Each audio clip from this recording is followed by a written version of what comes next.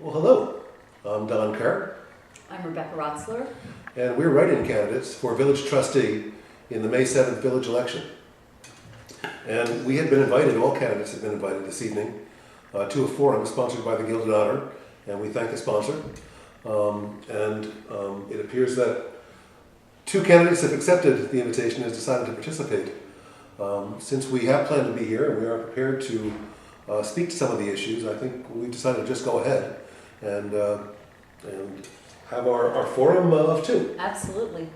So again, Rebecca Rotzler is a former deputy mayor of the village. Can you talk a little bit about the experience you've had?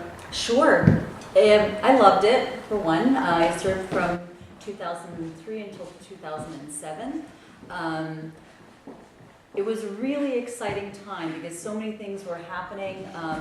We did things like performing the gay marriages, which really started an avalanche in our country, and that was so exciting. We passed an affordable housing law, and even though law doesn't sound like that much fun, it's fun to me. We had an incredible group of people who came together on that, and that's something that I really want to get reinstated once again, and get a lot of good things that we have happening up and running again. I feel that my experience gave me a really good idea of what needs to be done. I've got the experience and I'm ready to do it again. Both you and I, you served as a school board trustee for, what was it, 6 years? Over 8. Over 8, okay. We're experienced with budgets, we're experienced with legislation, and we need 2 individuals to come to the table right now on this village board who know what they are doing and are ready to move forward. No learning curve, let's jump right in there and get this ball rolling. Yeah, I think people who haven't served before, sometimes they ask, what's involved with the job? How much time is it going to take? And we know that. We've walked that walk. We know about liaison responsibilities. We know about subcommittees. We know it's not just about Wednesday night meetings. It's about getting your packet in the week before the meeting, going through, familiarizing yourself with the issues, reading the information, and being prepared to have a discussion on areas of real importance. Absolutely. I think on the school board, when there was an issue that was important, that was a major issue, I always made it a point as board president to make sure we had a unanimous vote. And Rebecca, I think your board, I don't know about unanimous votes, but I know there was a harmony and a working together that you don't always see anymore. Right, exactly. When you are elected, your responsibility is to the community that elected you. It cannot be about personalities. It cannot be about personal grudges. Those things have to be left at home, left at the door. When you show up to a meeting, you need to be prepared and really do the work that your electorate has entrusted you to do. And I feel both you and I are ready for that. I'm born ready, and I think we've paid some dues. I think you mentioned the gay marriage issue. Many people who weren't in town at that time don't know how big a deal that was and how much courage that took. Yes. There were gay marriages which were illegal at the time being performed in San Francisco and in New Paltz. Yes. The parking lot outside Village Hall was full of national news trucks, satellite trucks, and the courage that it took to do that at that time. I've always admired that in you and respected you for it. I actually had no idea that it was going to be as big as it turned out to be in terms of the attention. Calling my boss the evening before and saying, I think I'm going to have to come in a little late tomorrow, to, oh my gosh, I don't think I'm going to be able to come in at all tomorrow, and you really should come to Village Park, Peace Park. I was not part of village government at that time. Thank you, firemen. Some people get annoyed by that siren. When I hear it, I say thank you. Exactly, I agree. The fire whistle is the most effective way to get the message out to the fire department that there is a fire. Come report to village, to the fire station.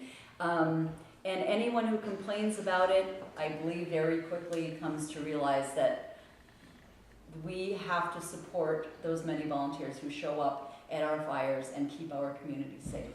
Well, and to speak to some of the volunteer firefighters, they speak highly of you because of your time there as a liaison from the village board. You want to talk about that a little bit? Sure. One of the first things that happened, I actually wasn't even their liaison yet, but they came to the board asking for new uniforms. And essentially the answer was no from our village attorney and clerk, because it's not considered in line of duty. It's the dress uniforms that they wear when they go to parades. And for me to say no just didn't seem right, considering the effort that they put in and the sacrifices they do for us. So I decided to take it on, and I just said to them, yes, let's fundraise. As all of the things that we're talking about with the consolidation issue, it's going to go to referendum. That's the ideal. We want it to be on the ballot for citizens to vote on. But if for some reason it fails, what we need to do is look at all of those ideas that came up and actually look at how we can implement them, because we can. I went to a conference, a professional conference last week, and the title of the conference was, "Is This the New Normal?" I think you can plan and you can study and you can plan and you can study, but in the real world, not everything is foreseen. And the biggest part of government that I was challenged by were the things you don't expect. And I think we have so many people so focused right now on the issue of consolidation, which we should speak about. Absolutely. But they're so focused on that issue. What happens when that issue's gone? What else are they ready to talk about? And what are their qualifications and interests and background in the myriad of issues? So consolidation, pro or con? I won't know until I see what's on the ballot in November. I don't know how anyone could possibly right now say that they're on one side or the other if the agency that was just hired to put it together in a package where it can be presented to the public through public hearings within the timeline that has been already established by the state. Until that takes effect, not a single person in either municipality knows what they're voting on. Well, you wouldn't know that by attending the meetings, and I think that's something that you and I share. It's not any hesitancy to talk as long as it takes, but at some point you need to have good enough data where you can have the good decision. And I think there's been a rush to move beyond the data gathering and analysis to move to the decision process. I also think that consolidation needs to be at a referendum in November. We need to stop studying and talking about it and decide and vote. But I think the numbers that have been put out and retracted and challenged and retracted, and the statements that we're going to save a lot of money, we're going to get $1 million, versus statements from professionals that say that's not going to happen, makes it a little cloudy. So I agree, it's not clear right now. It must go up for a vote.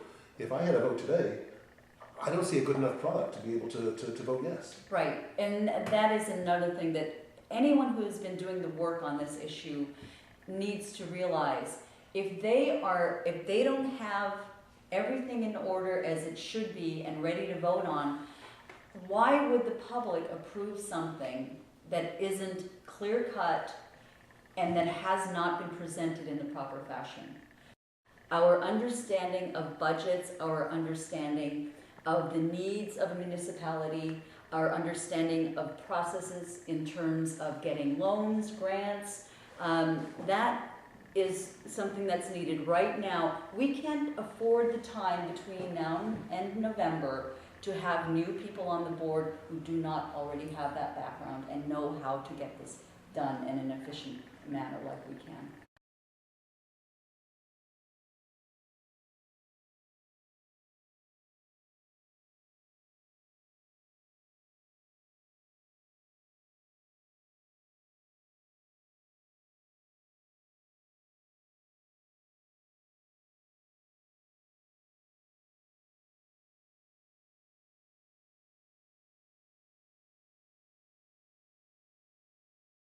I want to talk a little bit about what your environmental initiatives are, what your goals would be in terms of the future? Absolutely. Our antiquated streetlights are one. We currently pay $65,000 a year to Central Hudson just to power our streetlights. Now, we could easily be using solar streetlights. They make, if anyone were to go online and do a search for solar streetlights, vintage gas lamps, you'll find these beautiful structures that look like vintage gas lamps, but they're solar. And what we've been talking about, how not only in a situation where we have power outage, not only would those street lamps still be running, making our community much more safe, not having all of downtown knocked out, we'd still have the light, and people would have the ability to plug into these units to charge their phones, or their laptops, what have you. And it wouldn't be an additional expense. They wouldn't be adding to the burden that the taxpayers are already paying for electricity. At the end of the cycle, we would be able to go out to bond for 5 years. After 5 years, they will have paid off themselves because we won't be spending that $65,000 a year. I would be the only renter, I'm actually the only candidate right now who is a renter. When I moved into the building I'm in, all of the neighboring apartment buildings were dumping their garbage at our dumpster. The village law now requires the waste providers to provide containers for recycling that are equivalent to the actual waste containers. My provider didn't know that. I got on the phone with them. They brought us another recycling container. But if we had municipal waste, we wouldn't have to worry about that. Our government would be taking care of that. Out in Boulder, they have this incredible system where their waste containers are identical in size. They have 3. They're different colors. One is for recycling, one is for waste, and one is for compost. We can very easily do that. Well, I'd like to point out, in the beginning of your comments, where you went. You talked about the numbers. You talked about the arithmetic. It's great to have, rainbows and unicorns and great ideas, but you made the numbers work. Yes. I think that's the thing. That's the experience that we bring. You can't just go doing everything that sounds great. You've got to pay for it. Right. And I think another thing that we have been talking about, there are people in the town, in the village, and actually candidates for village trustee who have spoken about combining the town water system and the village water and wastewater system. And I think the experience that we have tells us that that's a very scary thought.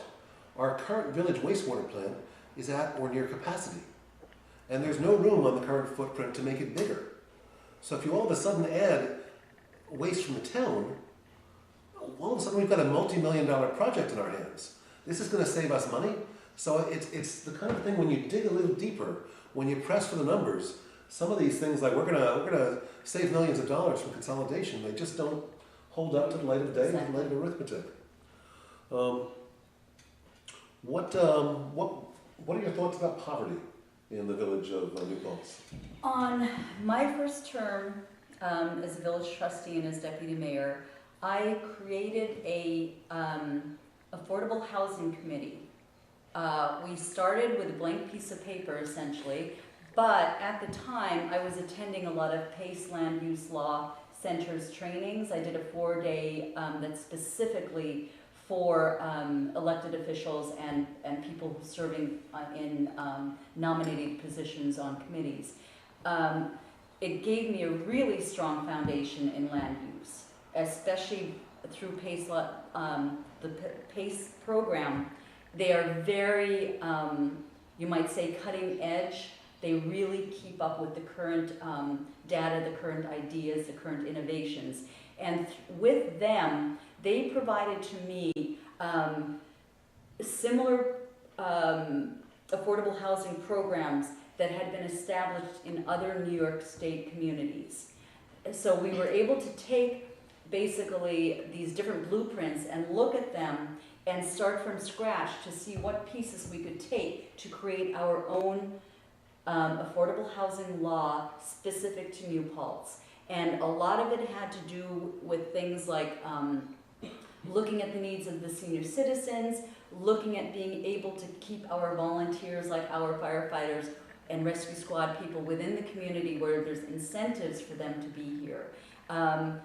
And at the end of the day, it was different representatives of the community. There was someone from the fire department, there was a senior citizen, there was a woman in a rental situation raising her kids on her own.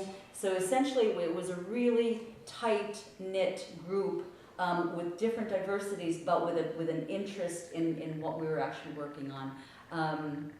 And it's something that we need to continue going forward. We have a 42% poverty rate in our community, and we also need to really look at keeping the housing that is here. One of the things that with Woodland Pond, which we had spoken about when we were out there, they are not at capacity or near capacity in terms of the units being occupied. We need to look at alternatives to get those units occupied so there isn't a burden on that community financially. And also, there are homeowners here who would like to move to Woodland Pond, but because of the current economy, they are tied to their homes that they own. We need to make it more affordable, more incentives for newer families to come in so that they can purchase those homes, fill up Woodland Pond, and also at the same time not have so much of our housing become rental properties that are not properly cared for. And it's really a matter of tightening our belts within the village, really looking at where we can consolidate within our own systems and make it more affordable by lowering tax rates. Well, I think many people don't realize, you just mentioned there's a 42% poverty rate in our village, in our community. And part of that is SUNY, the area around SUNY. But the most recent census said that that's not the only place. We have areas of our village community that are really hurting. And I think there's a big component of our village board and our town board who have not seen that issue. They can't hear it, or at least they're not acting as they have. I think with Rebecca and I, it's something that we feel. It's something that we see. It's part of our palette of concerns. I currently pay in rent. I love my apartment. I have no desire to move from where I am. I have a wonderful landlord who is more than open to working with us whenever we need something. But I currently pay about 60% of my monthly take-home income to rent. And if anyone can understand affordability, I certainly can. I chose to stop driving a car in 2003. I ride a bike, I ride and walk, but with the way that the economy has changed over the past couple of decades, I truthfully could not even afford to have a car. I could not afford the expense of the car, the gas, or the insurance. So believe me, I know we need to improve the affordability of our village. Well, and as someone who bikes and walks, what do you think the village board can do to make this community more friendly for people who do bike and walk? Well, I spent the past 2 summers in Boulder, Colorado on a bicycle, sometimes doing 40 miles a day, 50 miles a day riding, but mostly as a commuter because the system that they have out there is so efficient and safe. Bicycles have the right of way in certain instances. If you're coming upon an intersection, the bicycle lane has the right of way. Anyone who is making a right-hand turn where they would have to cross over that lane has to yield to the bicycle. So you cannot turn until the bicycle has gone past. And I think that simple things like that, roundabouts that are really effective, they're really easy to implement. We just have to get on top of it and start doing the work. I'd like to ask you what you think about the possibility of creating special tax districts for police power, for streetlights, for sidewalks in the village. Have you thought about that at all?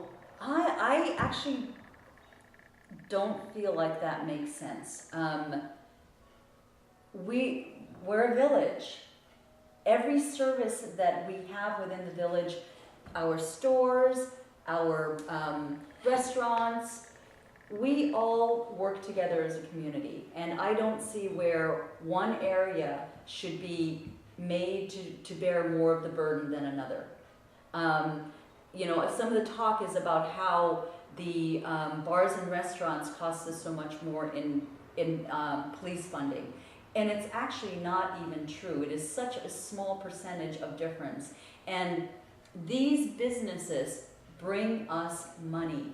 We cannot penalize them. And to look at what the sales tax that they bring to not only for us but for the county, New Paltz is a big part of Ulster County tourism. And we need to celebrate these businesses, not try to penalize them, or any specific area of the village for that matter. You know, whether it's a neighborhood that's more prosperous than another, we can't look at it that way. Well, there was a joint meeting of the town and village boards on January 30th of 2013. And I'd like to read to you the comments that the village trustees made with regard to a shift of cost from the town as a whole to residents of the village on the cost of police services. I'd like to read to you those comments, but there are none. During this discussion of a big tax shift from residents of the town outside the village to residents of the village, to increasing the cost the villagers pay, there was no protest, there was no question. The village trustees sat in their hands. And I know if from knowing you and your experience, if there was discussion of a big shift of cost to the people you represented, do you think you'd say something? Absolutely. Well, the interesting thing about that meeting as well, one of the people that was most vocal in calling out what the discussion was a member on the town board, Jeff Logan, which is odd. You know, when you've got these people who are representing the villagers not responding to this, you know, attempt to increase taxation on villagers, and a member of the town board is crying foul. So it is what it is. And I think that we would be able to come in here and really make sure that we represent the needs and interests of the people who elect us. And I think that all comes back around to the issue of consolidation. I think people seem to want it so badly and so much that it sucked the air out of the room for many other topics. They're not talking about anything else. And if it's consolidation related, okay, we got to pay more for the police, but we get our consolidation. It's like that's the only thing.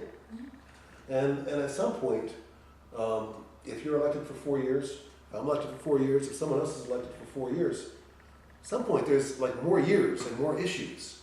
And if all we're thinking about, and talking about, and campaigning about is consolidation, things aren't getting done. Our traffic problems aren't being alleviated. The safety isn't being alleviated, and things have to go on. We have to keep on working, getting contracts signed, increasing ridership on the loop bus, working with the county. I would love to see the loop bus expanding services out to Woodland Pond, because there are periods of the day where the bus is slow. I ride the bus frequently enough to have a good sense of certain parts of the day. Each bus also tracks who gets on and off. If I get on, a button is pushed. Where I'm going, a button is pushed. If a student gets on, another button gets pushed. Where they're going gets pushed. The county has this data. They record it on a daily basis. We can look at that data and determine what times of the day, what would be the most efficient for a run or two, a couple times a day out to Woodland Pond. On the weekends, I would love to see expansion on the weekends. A lot of the people, traffic on the weekends? Are people driving around looking for a parking spot so that they don't have to walk as far as they might to the business or the restaurant that they want to spend their money on? Not only is that increasing a carbon footprint, it's making the traffic so much more horrendous, and it's decreasing the amount of time that these people are in our stores and restaurants spending money because they're driving around in circles. The Route 32 parking lot it's brand new. It's only been there for a few years, but on a daily basis, it's only at 10% capacity, if that. Now that parking lot could be full on the weekend with traffic being directed off of Main Street to there. We could have a shuttle bus bringing them around and dropping them off at the door of the business or restaurant that they want to go into. And with that extra time, if it's going to be another 15 minutes before the loop bus comes by again, they can go into Kathy Preston's store, the Treehouse, and see what she's got in there, local handmade crafts, with that extra 15 minutes while they're waiting for the loop bus. More money being spent. And something that I thought was very powerful and just said a lot about it now. We almost had a tax decrease in the village. We were so close. We almost had a tax decrease. The proposed budget that Mayor West proposed had a tax decrease of 1%. That's what was brought to the village trustees. At the end of discussion, I'm not sure it was $70,000 or $75,000 of tax money, of our money, was allocated for a consolidation expert, a consolidation consultant. Actually, it was kind of half that, because it would be half town and half village. I hate it when you're right. See, this is why we're such a great team. Getting my back here with my running mate. Thank you.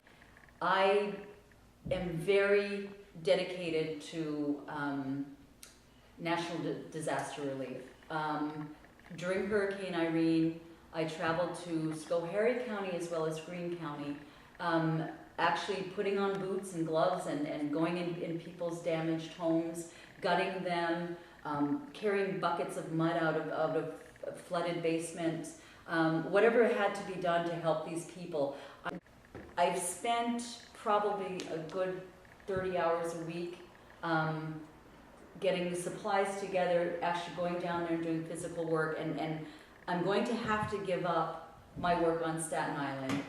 I will continue to go down, but not as frequently.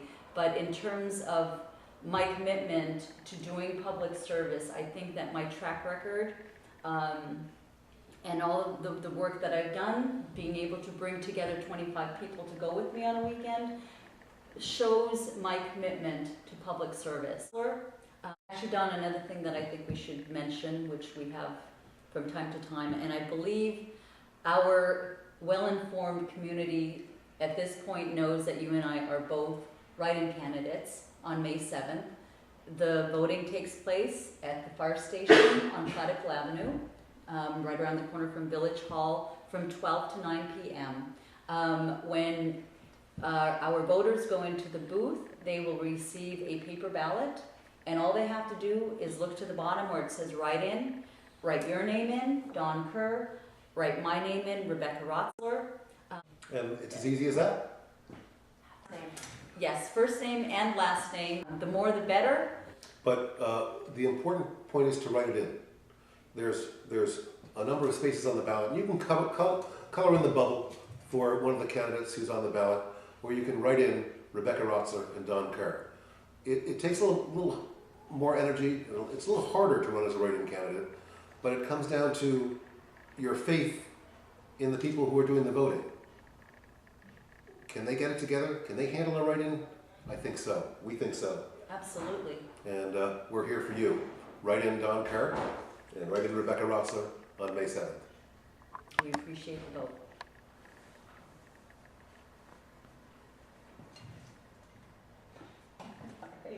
Good luck. Good luck. Thanks.